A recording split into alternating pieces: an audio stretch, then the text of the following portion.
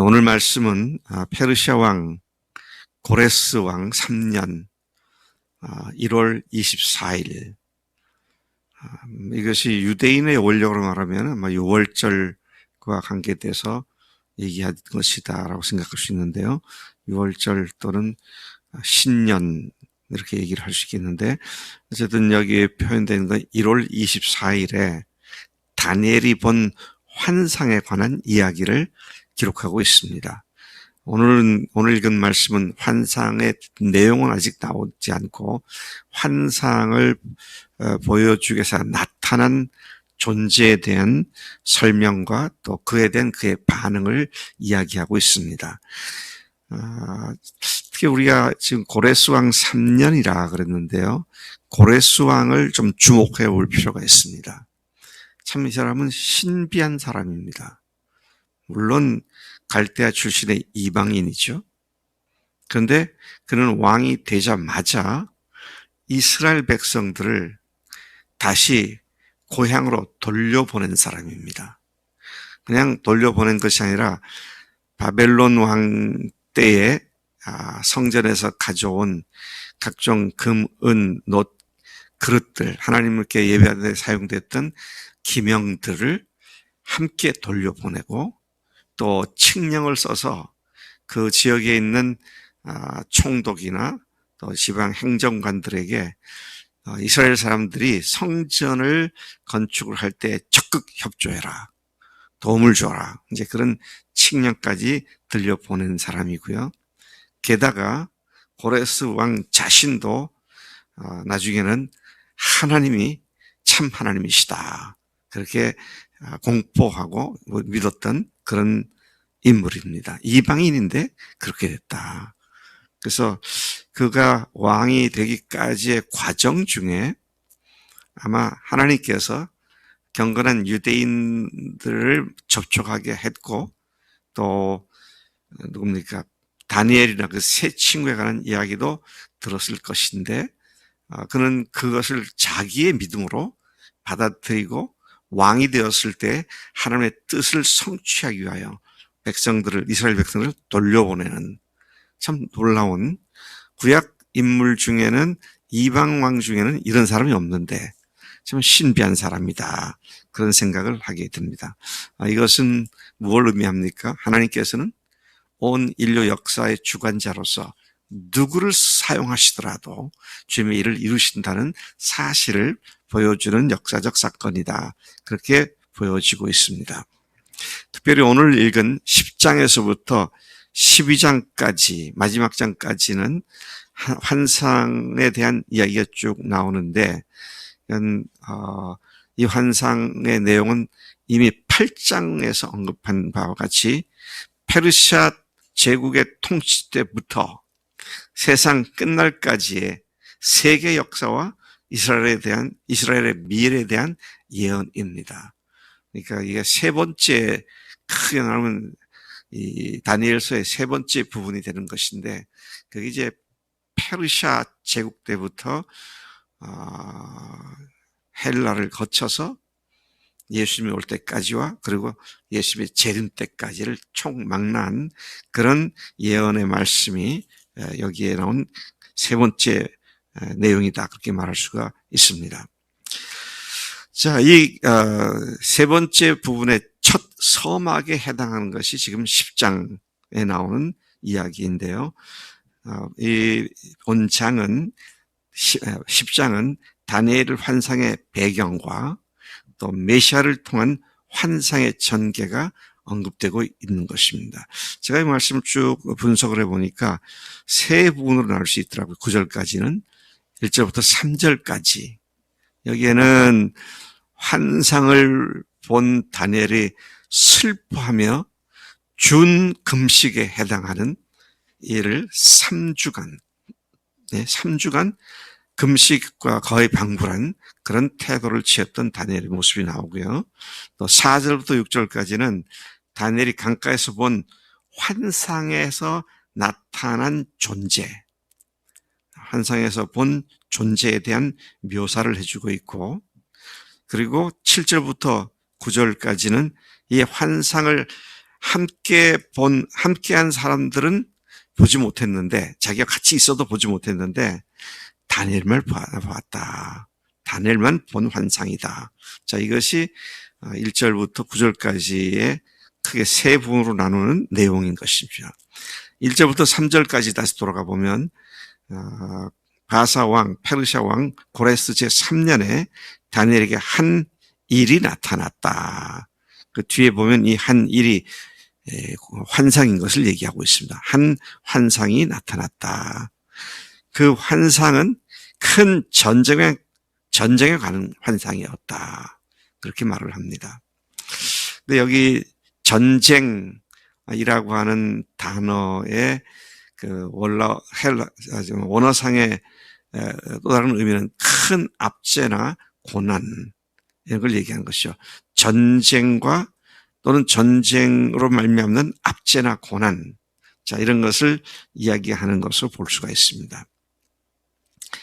만약에 이것이 두 번째 전쟁이 아니라 큰 고난으로 한다면 그때로부터 한 200여 년 후에 있었던 헬라가 망할 때 네 나라로 나누었다고 그랬잖아. 그 중에 한 나라가 강국이 되어서 나머지 세 나라를 다 집어삼켰고, 그 다음에 팔레스타인, 이스라엘 지역에 와서 어마어마한 핍박을 가하고 성전에서 제우스상을 세우고, 그 다음에 제사를 폐지시키고, 또 제사를 폐지시키기 전에는 그 제물에다가 돼지를 잡아서 제물로 바치는 신성 모독을 가한 이런 사건에 대한 예언으로 이해가 되고 있습니다만은, 자, 그래서 이 환상을 본 다니엘이 3주 동안 슬퍼하며 좋은 음식을 먹지 않고 또 포도주, 고기 입에 대지 않고 얼굴과 몸을 단장하기 위해서 기름도 바르지 않았다. 슬프고 고통스러운 환상을 본 이 다니엘이 아무 일이 없었던 것처럼 평상대로 살 수는 없었다. 그가 3주 동안 그렇게 했다. 그렇게 말을 하는 것이죠. 자, 그가 큰 전쟁에 보았던 전쟁에 관한 의미가 바로 자기 동족들이 당하게 될 고난이라는 점에서 그를 슬프게 만들었다는 사실을 우리가 볼 수가 있습니다.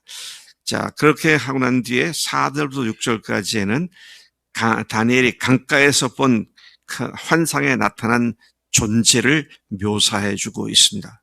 자기가 본 환상에서 본 분이 이런 분이었다. 1월 24일에 다니엘이 힛데겔이라고 하는 큰 강가에 있었다. 힛데겔이 어느 강이냐? 이게 티그리스 강입니다. 티그리스 강의 옛 표현이 힛데겔이었는데요. 한 큰 강가에 있었는데 그때 그가 눈을 들어 바라보니 한 사람이 있었음을 보았습니다. 이 한 사람이 누구냐 하는 데 대해서 크게 두 가지 견해들이 있습니다. 이건 첫째는 천사 또는 천사장 중에 하나였을 것이다 라고 보는 견해와 그리스도의 현시, 그리스도께서 눈으로 보일 수 있도록 나타난 것으로 보는 이 두 견해가 있는데, 그 뒤에 나오는 묘사를 보면 이건 그 천사라기보다는 오히려 그리스도로 보는 것이 더 타당하다라는 사람들의 많은 견해가 있습니다. 저도 그렇게 보고 있고요. 그것이 사실이라면, 이것이 그리스도에 관한 표현이라고 한다면 우리는 구약에서 그리스도의 모습을 가장 상세하게 묘사한 말씀을 여기서 접하게 되는 것입니다.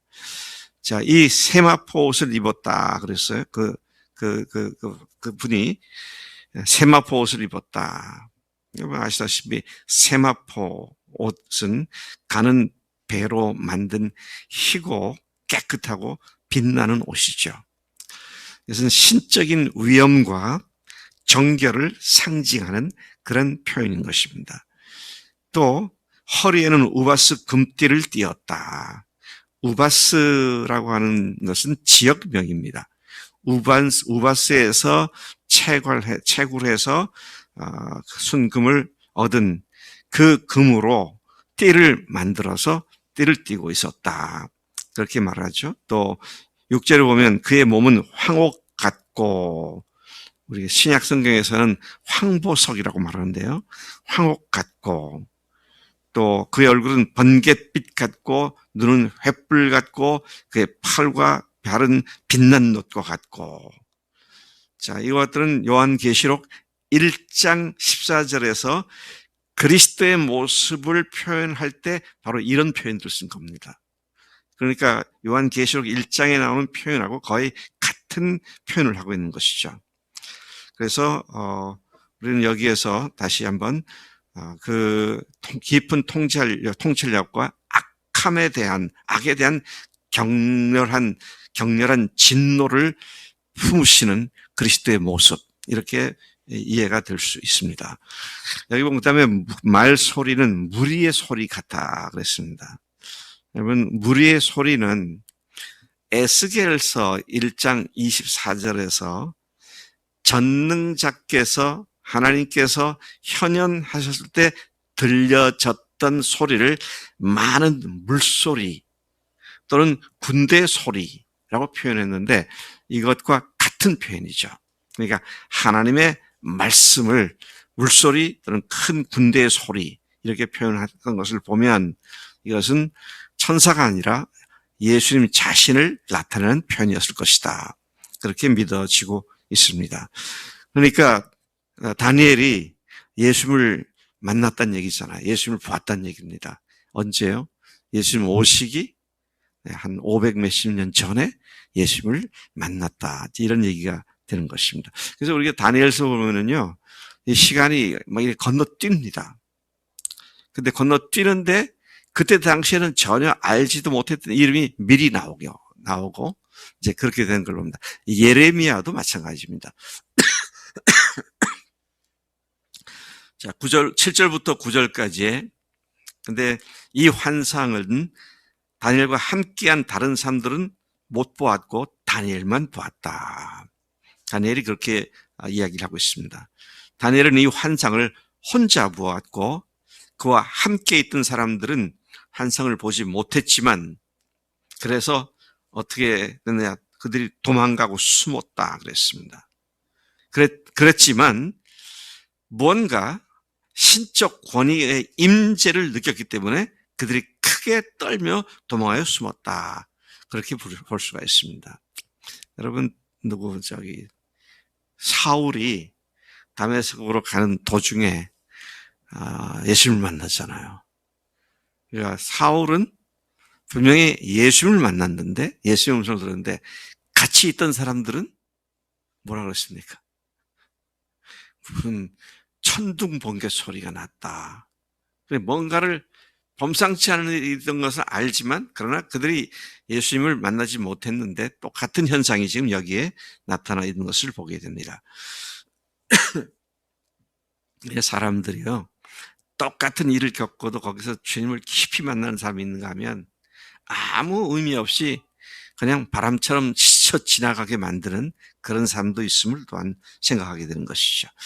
자, 여기 다시 돌아가서 보면, 자, 다니엘이 혼자 이 큰 환상을 볼 때 몸에 힘이 빠졌고 그의 아름다운 빛이 변하여 썩은 듯 했고 그의 힘이 다 없어졌다, 그렇게 말하죠.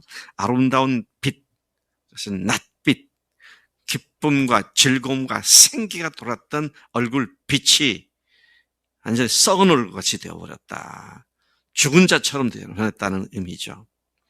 이 이상의 신적 권위에 압도당한 다니엘의 내적 외적 상태를 극명하게 표현하고 있는 말씀인 것이죠. 얼마나 그 환상이 두려웠고 슬펐던지 그가 거의 정신을 잃었다, 그렇게 말을 할 수가 있습니다. 여러분, 우리가 어려움을 당하면 힘이 쭉 빠지잖아요. 그러니까 결국은 털썩 주지 않죠. 그런 기절을 합니다. 거의 이런 상태에 이르게 되었다. 왜 그렇습니까? 그가 들었던 그 환상의 내용이 너무도 엄청난 일이었기 때문에 이런 상황을 그가 경험하게 되었음을 보게 됩니다. 하나님 아버지, 오늘도 저희들에게 환상 속에서의 주님이 아니라 역사 속에서 주님을 만나게 하셨고, 또 매일의 삶 속에 성령님께서 우리가 동행하시니 참으로 감사합니다. 하나님, 이 세상이 궁극적으로 악한 영에 의해서 엄청난 고통과 고난을 당하게 될 것을, 주님의 재림할 당시가 극에 달할 것을 저희들이 경고받고 있는데, 하나님의 백성들이 깨어 그것들을 아주 가볍게 넘어갈 수 있고, 또 하나님께서 피해 주시는 것으로 피할 수 있게 하시는 줄로 믿습니다. 하나님, 우리가 세상에 함몰되지 않게 하시고 세상을 구원하는 자의 자리에서 하나님의 영광을 드러내는 삶을 살 수 있도록 인도해 주시는 줄로 믿습니다. 그런 분명한 사명의식을 가지고 또 승리를 확신하며 매일 살아가도록 우리를 붙잡아 주시옵소서. 감사하고 예수님의 이름으로 기도로 삼나이다. 아멘. 아멘.